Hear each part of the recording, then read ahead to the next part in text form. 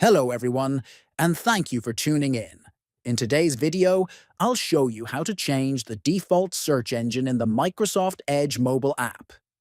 This is a quick and easy tutorial, and by the end, you'll be able to choose your preferred search engine with just a few taps. First, open the Microsoft Edge mobile app on your device. Next, tap the three horizontal lines at the bottom right corner of the screen.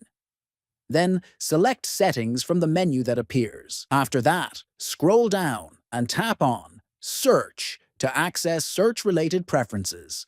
Now, select Search Engine from the list. Finally, choose the search engine you prefer from the available options. It will be selected automatically and applied to your browser. And that's it. Changing your search engine on Microsoft Edge Mobile is that simple.